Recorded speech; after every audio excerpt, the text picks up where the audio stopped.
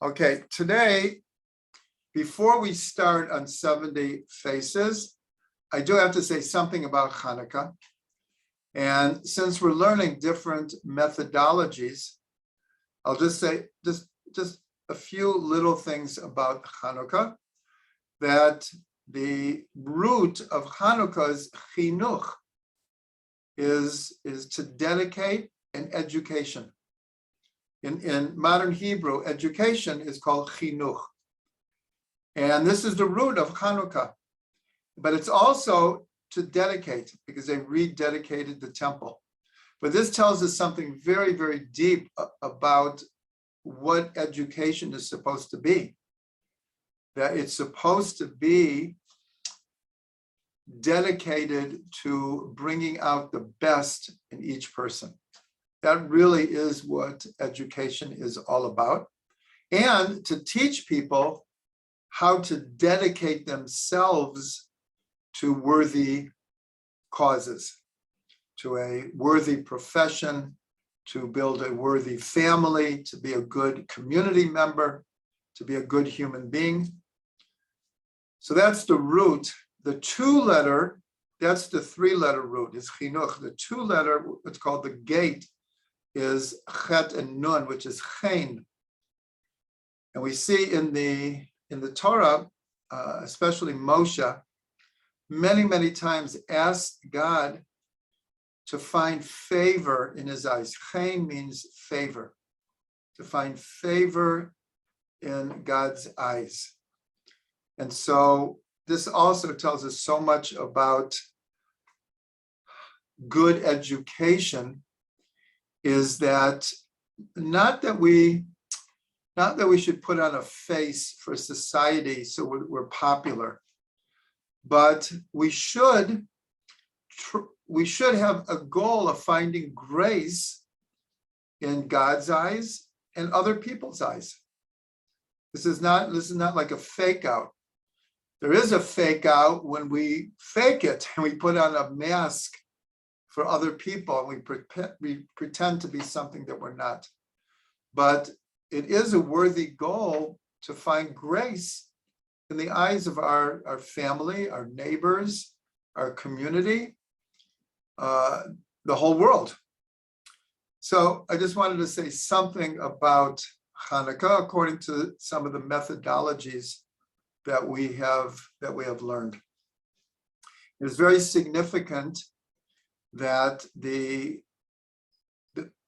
many people explain the word Chanukah as Chanu Chaf He.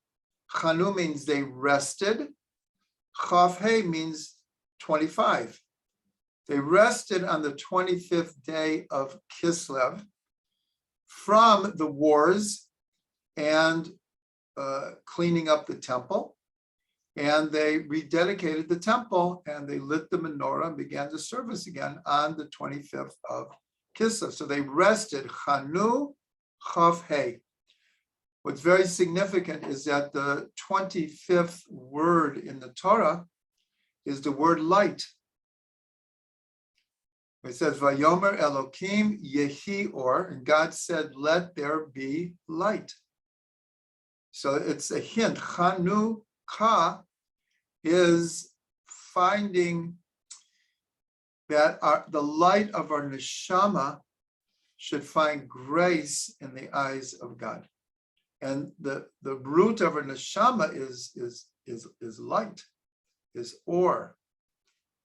So that's why the key verse for meditating, there are many, but one of the key verses to meditating by the lights of Hanukkah is Ner Hashem Nishmat Adam. The candle of God is the soul of a human being.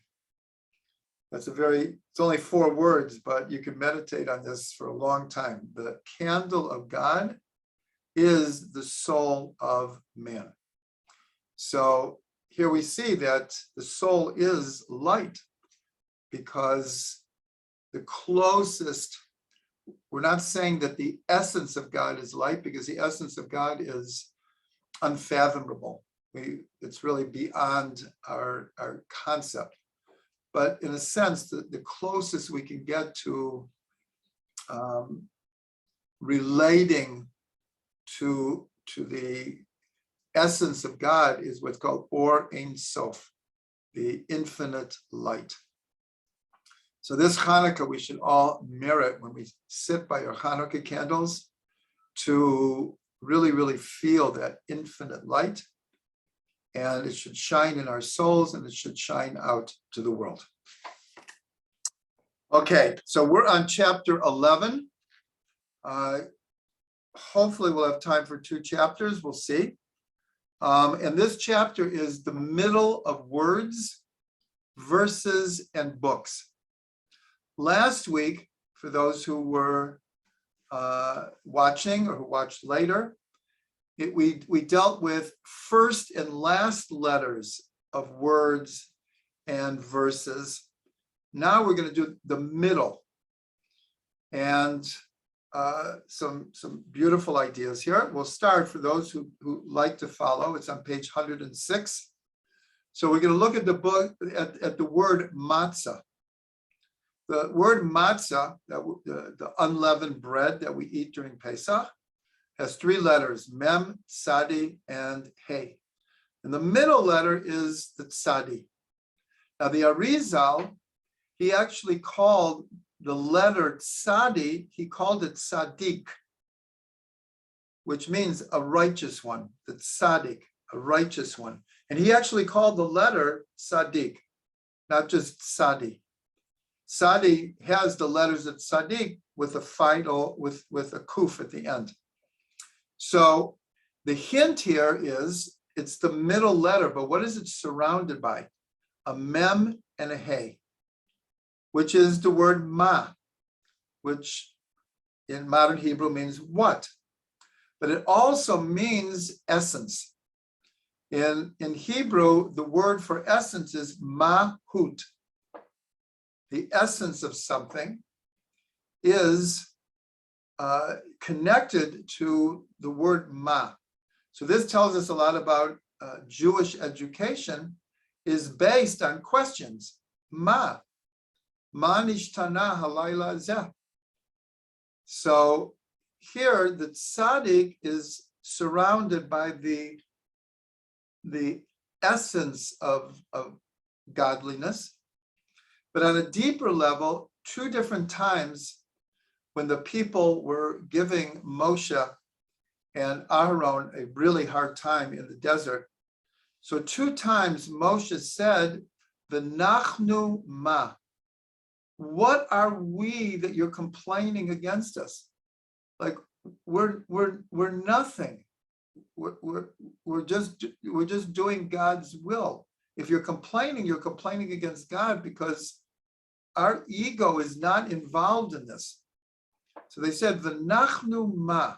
What are we that you're complaining against us? We're nothing. So this is the great humbleness that we know that Moshe had. The Torah describes Moshe as being the most humble person. So from this, we can learn something very deep, that Tzadi is surrounded by this great humbleness. And that is one of the major ingredients to awakening our own spark of being a righteous one, is this existential humbleness. It's also called shiflut, lowliness, not being a floor mat for other people. That's not what it means. What it means is a profound humbleness in our finiteness in relationship to an infinite God. And that actually doesn't make us weak, it actually makes us strong to realize our true status, our true position. So remember, this is from the word matzah. So it goes perfectly, because what we say about matzah is just flour and water. It doesn't rise. Rising represents an overblown ego. So here you have that the entity called matzah is really represented by these three letters, the tzadi in the middle, and the mem and the hey surrounding it. So that's our first example for the idea of the middle of words. And we're going to do verses and books as well. So now we're going to do the middle of the Torah. So first, I just want to say that a scribe in Hebrew, to this day, it's actually written in the Gemara, is called a sofer. Sofer literally means to count. So the question is, the Gemara asks, like, in a sense, why is someone who writes a Torah called a counter? And the answer is, the Talmud says this, is because along with all the traditions that we have and all the methodologies, in the ancient times, we know that there's a whole mathematical code running through the entire Torah. We've mentioned this before, and we will mention a lot in the future, because the last 21 chapters of this book is about numbers. So the scribes not only wrote, but they had a living tradition of all the different mathematical codes. So one of the great secrets that they gave over is, well, what's the middle of the Torah of words? And so it's in the book of Vayikra, and it's given over in the Gemara and Kedushin. So if anyone wants to look, it's in the 10th chapter, the 16th verse of Leviticus. And in most printed Chumashim, either in the text or on the side, there'll be like an asterisk, which will point out that between two words in this verse is the middle of the Torah, meaning half the Torah goes before, and half the Torah goes afterwards. So what are those words? This is coming from when the Mishkan was dedicated. So for those who remember, on the same day that the Mishkan is dedicated, the two sons of Aaron brought a offering that was not commanded. And as a result, they died in the midst of the dedication. So obviously, this was a very shocking event that happened. But they were in the middle of dedicating the Mishkan and beginning the service.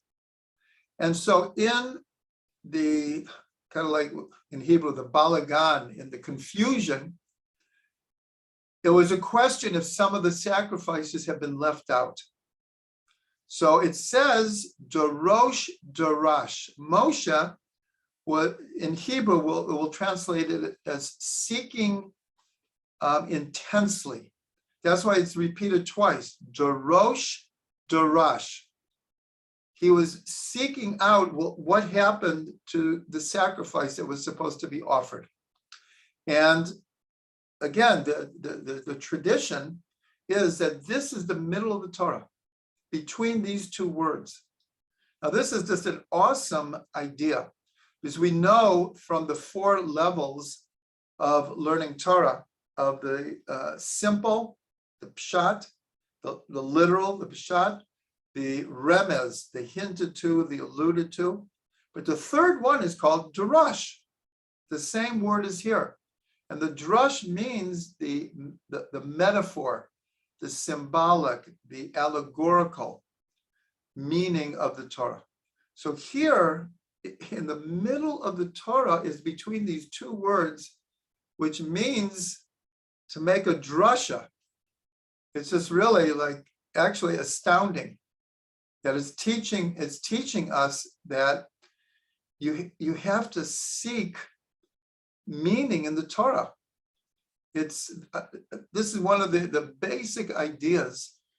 Why doesn't the Torah specify things more clearly? Why aren't there more details? Sometimes we'll have mitzvot that just have one verse to them, 2 verses, And it's left to the oral tradition.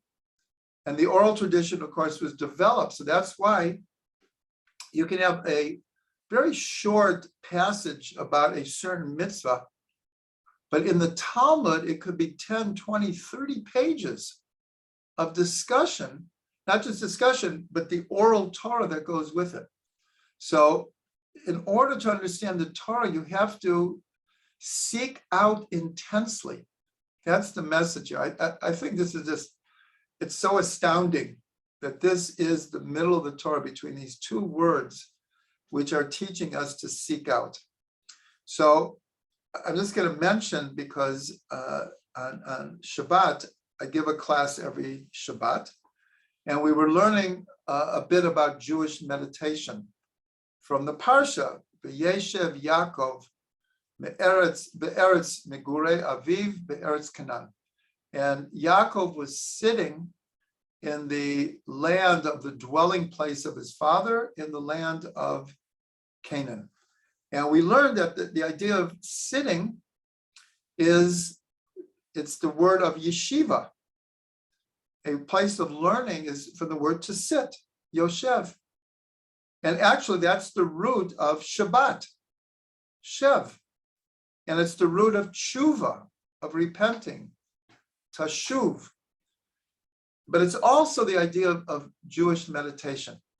And so I'm only bringing this because one of the Alter Rebbe brings that the cardinal concept of meditation is from a verse in Psalms. It says, "B'chol libi darashticha," with my whole heart.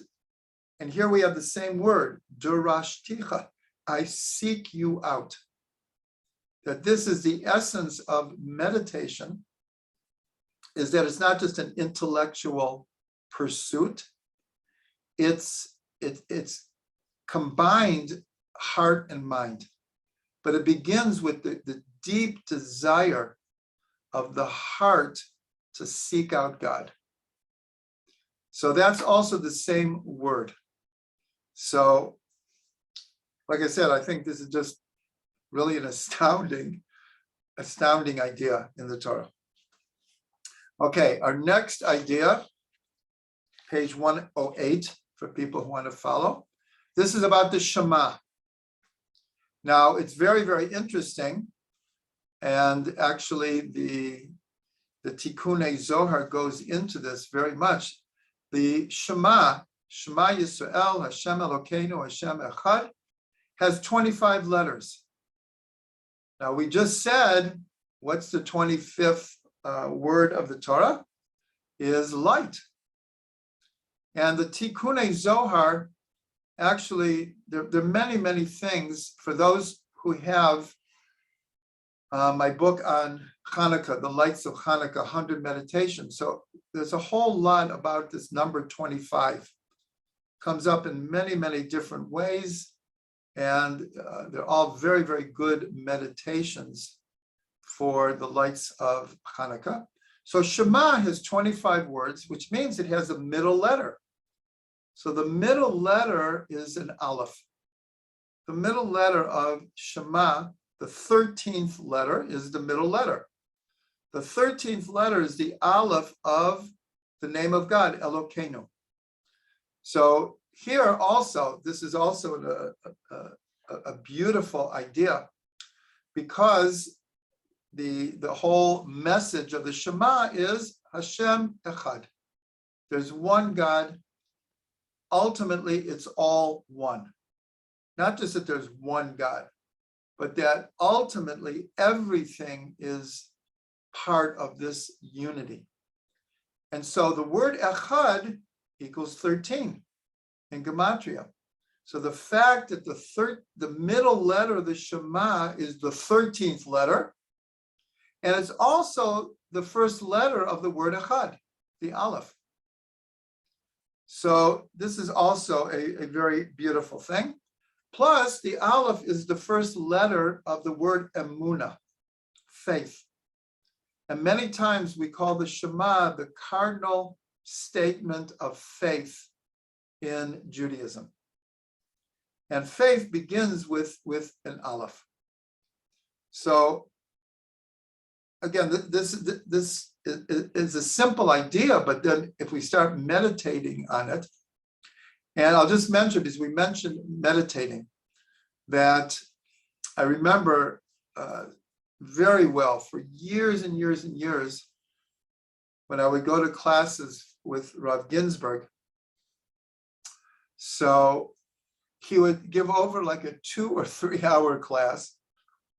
And at the end, he would say, and now everyone should meditate on what we learned.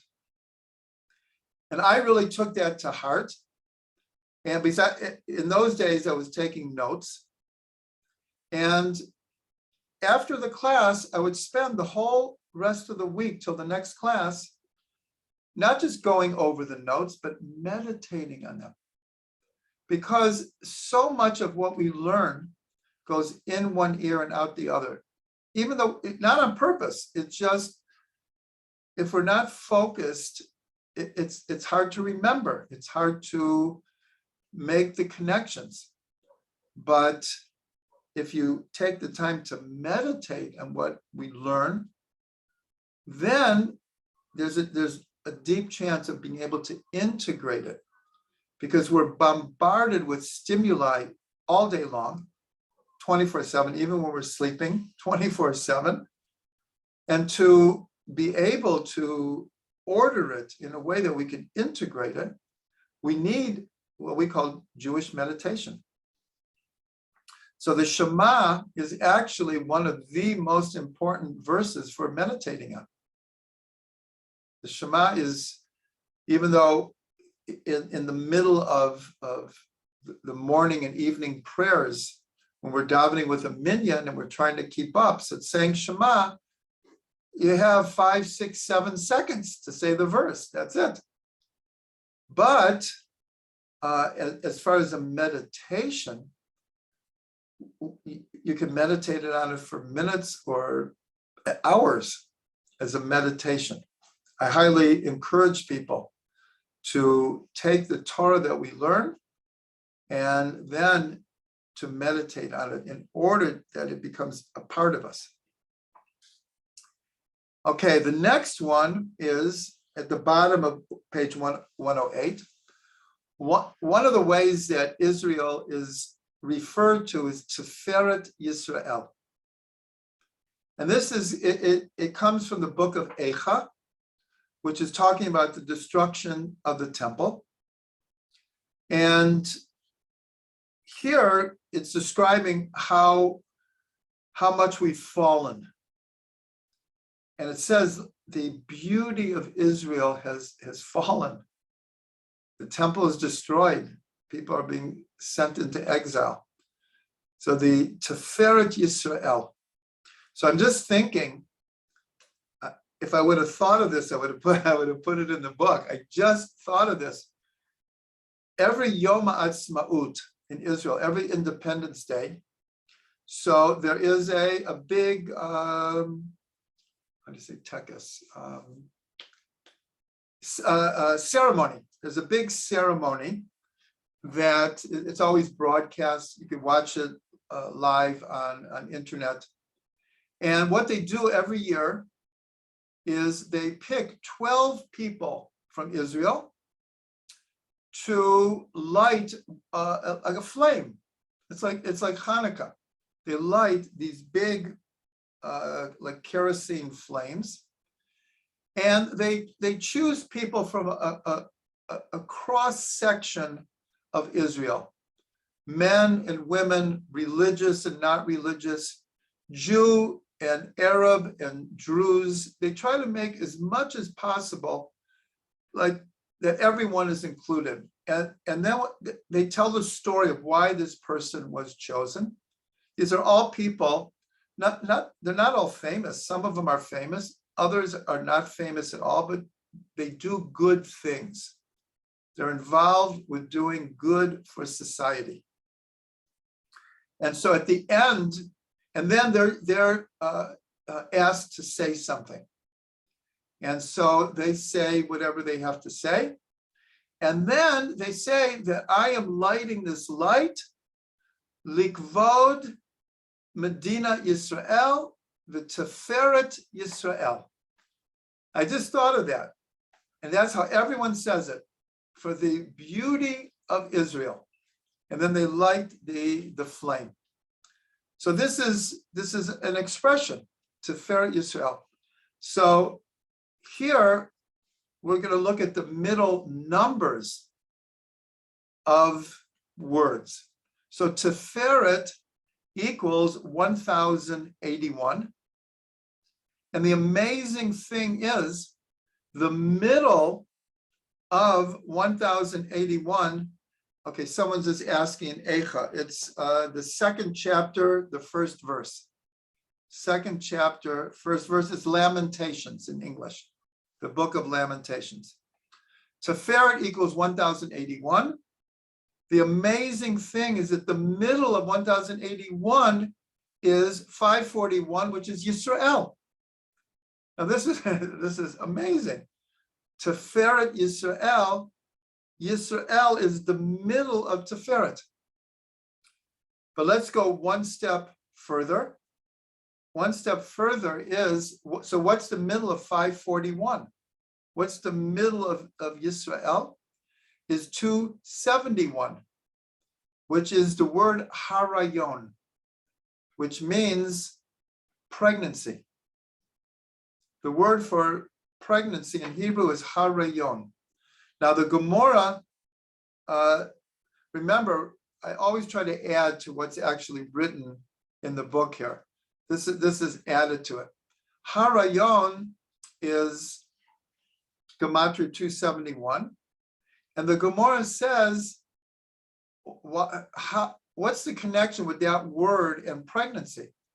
So it says, because 9 complete months of pregnancy is 271 days. The 271st day is like birthday, is the birthing day. And that's also an astounding idea. It's really astounding that harayon is the numerical value of how many days a woman, like normally, 9 months of pregnancy, 9 whole months of pregnancy is 271 days. What's the middle of 271? 136, which is the word kol, voice, kuf vav lamed, voice. So you say, what connection does this have? So if you remember, when Yaakov goes in to get the blessing from his father Yitzchak, and Yitzchak is like trying to figure out, like, who is standing in front of me? And he says, Hakol kol Yaakov, v'yadayim yedei Esav. The voice is the voice of Yaakov. The hands, because remember he put like goat skin because Esav was very hairy. So he felt Yaakov, remember Yitzhak at that point was physically blind. So he felt his hands and they were hairy. So he said, and the hands are the hands of Esav. But the voice, I hear it's the voice of Yaakov. So there's this very deep idea of the voice of Yaakov. Hairy like a garment, yes. It's like, yeah. It was like, he was very hairy. I mean, the Torah actually says it. It's not just even oral, it's in the written text. So just something about this word kol. So one of the highlights, one of the climactic moments of Rosh Hashanah and Yom Kippur is the part of the service called Unatana Tokef. This whole section is so awesome. It's very hard to get through it without crying. It's like the heart of Rosh Hashanah and Yom Kippur. And this is the part is who is to live and who is to die, who by water and who by fire. For those who are familiar with Leonard Cohen's song, this is where he gets it from. Who by fire and who by water. It's a very, very emotional thing. And so right at the high point, everyone yells out, Utashuva, Utafila, Utsadaka, Mavirin, et Ro'ah Hagazera. Repentance, prayer, and charity have the power to cancel any evil decree. And so Rosh Hashanah and Yom Kippur are the days of judgment. And so everyone yells this out. Utashuva, utafila, utsadaka, mavirin, et ro'ah gezerah. Now, in almost every machzor, every prayer book for Rosh Hashanah and Yom Kippur, above the words repentance, to prayer and charity, there are three words. Above tshuva is the word som. Above the word prayer is kol. That's why I'm bringing this voice. And above charity is the word mammon, money. So, excuse me, I didn't translate som. Som means fasting.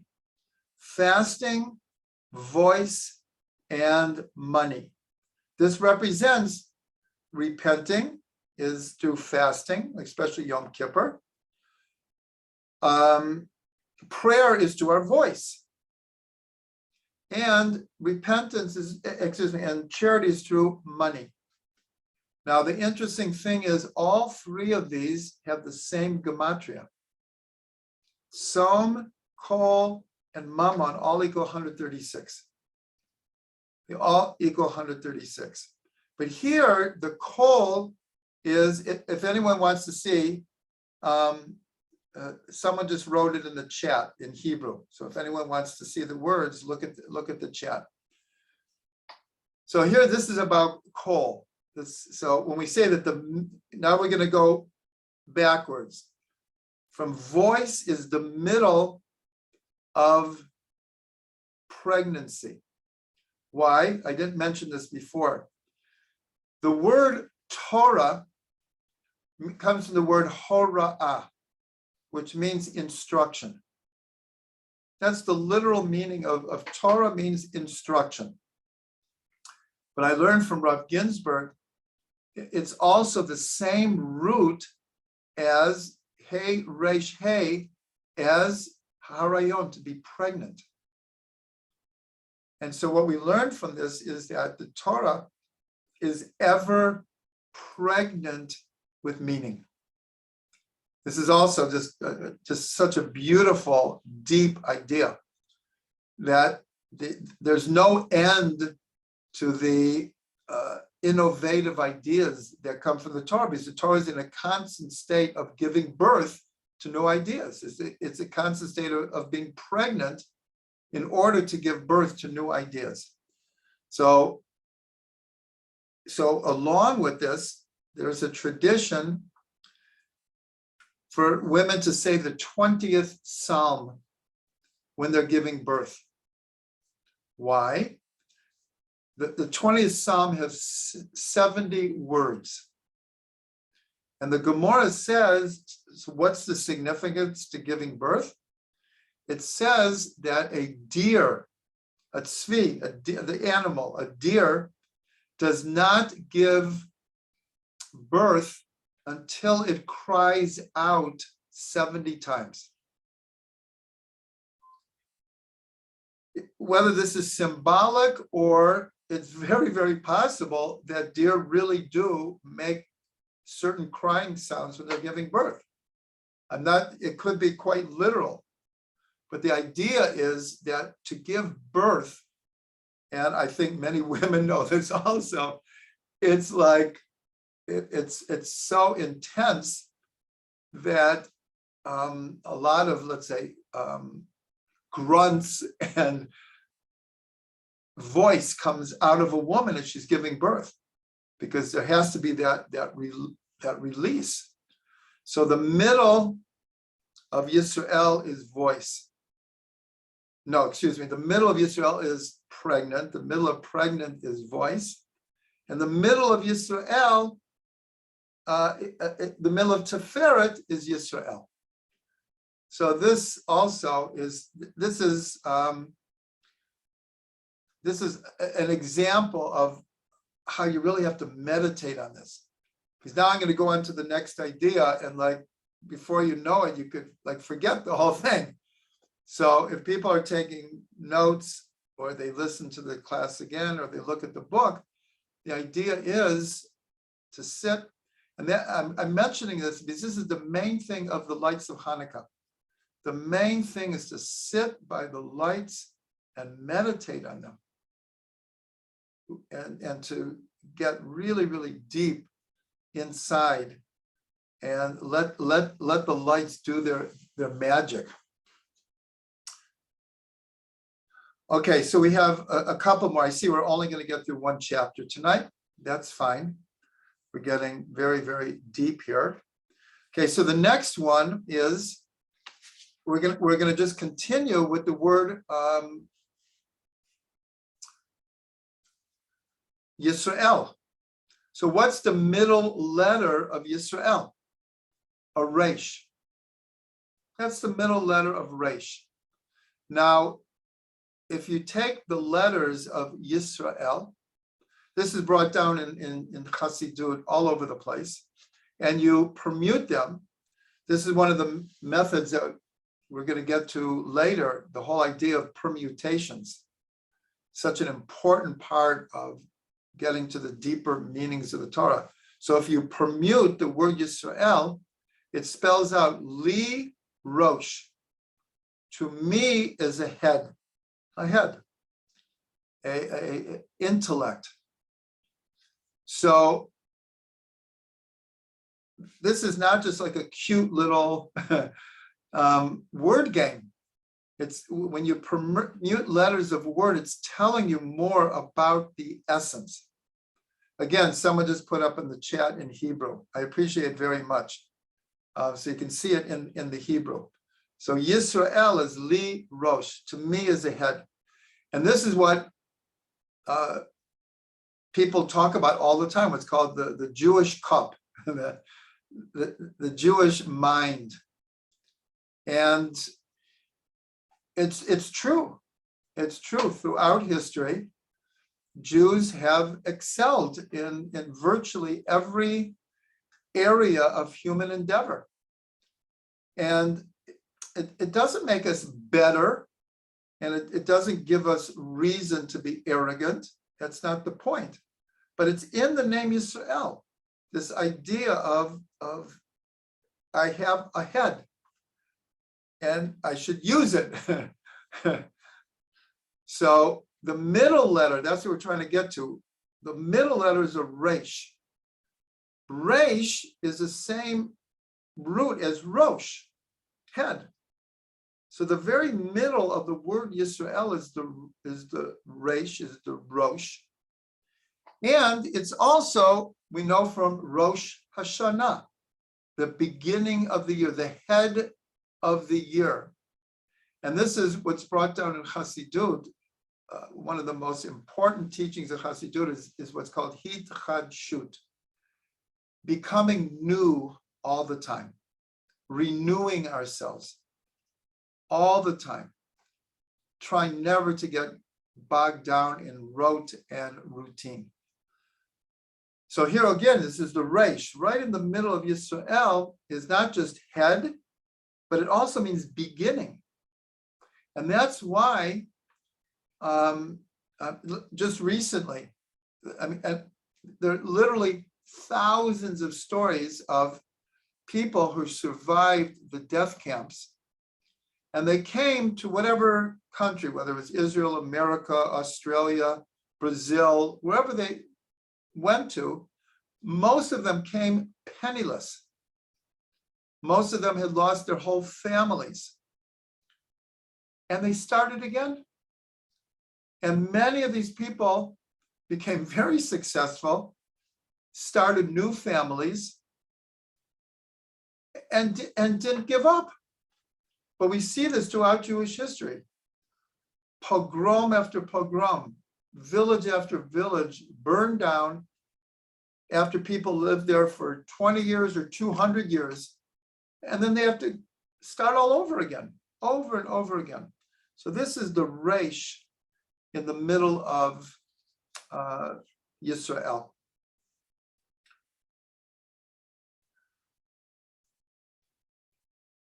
One more that we're going to do is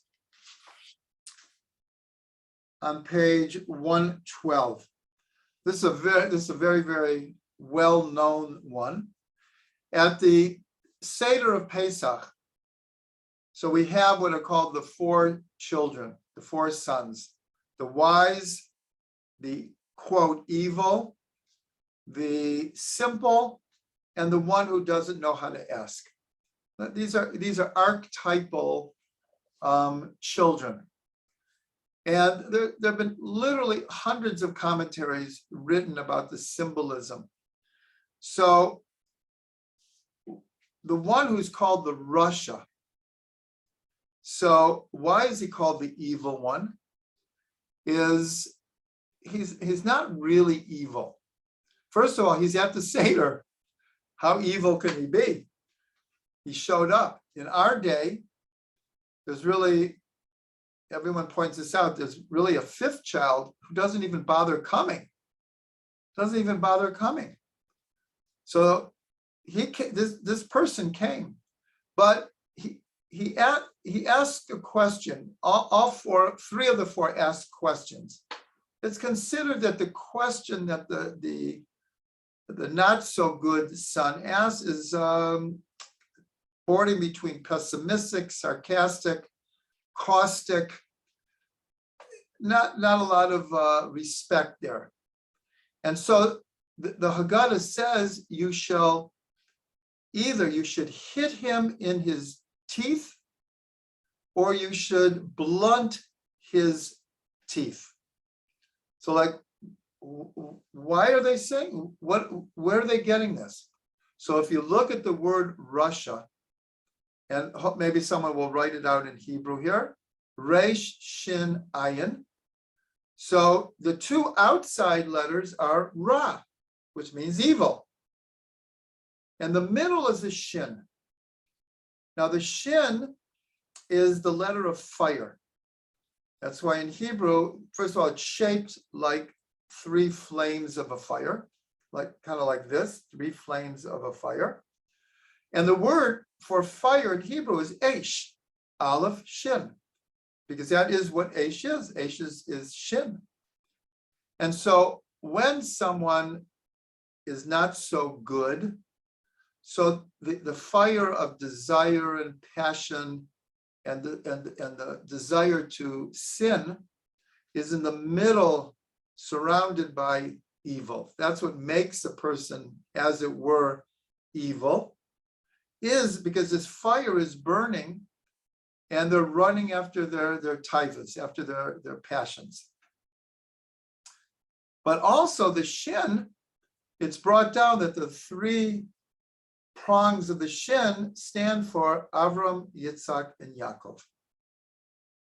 So the Belzer Rebbe, in a very, very famous statement, he says, first of all, we have to point out that in Hebrew, the word for tooth is the same as the letter Shin. It's a Shen. So a Shin also means a tooth. Now we can understand, just a simple understanding why they said, hit him in his tooth. It's like he's talking, his teeth are talking bad things. So it really means give him rebuke. It does not mean literally hit him in the mouth. It doesn't mean literal, but it means give him rebuke. Hit him in his teeth. He's speaking like not good, so give it back to him. But the Belzer Rebbe had a different idea. He said, this person is not really evil. It's just that he doesn't know how to channel his fire or her fire. And so what you do is you hit him in his tooth, meaning you try to hit him in the place where he'll realize that ultimately he really is from Avram, Yitzhak, and Yaakov. Hit him in his shin, hit him in the place where all of the outside kind of stuff will fall away and he'll realize what the essence is. So I just thought of the story. It's really an awesome story that Reb Shlomo told us, that he once, Reb Shlomo, and I merited a couple of times to go with him. He used to go to jails all over the place. And he, especially to meet with Jewish prisoners, but with all of the prisoners. He didn't, obviously, the way he would talk to the Jews is different than he would talk to the non-Jews, but he would try to reach out to everyone. So he went to, it was in the States, he went to a jail. I was not there, but I heard from Reb Shlomo, he said that when he was done meeting with the different inmates, he was on the way out, and the prison guards were accompanying him out. And all of a sudden they heard someone like running after them. So the guards got like very, very protective. And there was this huge prisoner running after Reb Shlomo. And the guards like, whoa, whoa. And Reb Shlomo turned around and this huge prisoner stopped. And he said to him, because as you know, Reb Shlomo used to hug everyone. He used to hug everyone. So he said to Reb Shlomo, he said, could you give me another hug? And Reb Shlomo gave him another hug. And he said to him, if I would have gotten hugs like this when I was young, I wouldn't be here today. Whoa, what a story. What a story. So that's like this, everyone has a place. Just because I quoted Reb Shlomo, I'm just going to continue. He said, he was talking about dreams, because this is the month of dreams. Kislev is the month of dreams. That's why we're reading about the dreams of Pharaoh, the dreams of the butler and the baker, the dreams of Joseph, the dreams of Yaakov, Jacob. They're all in this month. So he said, there's not a human being on the planet when they were young who had exalted dreams for themselves. But somewhere along the line, nature, nurture, whatever, people lose their dreams. But he said, there's no one who early on didn't want to be good, didn't want to be loved, didn't want to love. But then, whatever, life gets in the way, society gets in the way. Anyways, I want to bless everyone with a very deep, profound, enlightening, pun intended, Hanukkah. And we should take the light from the Hanukkah candles and bring it inside, and then take that light and shine it out to the whole world.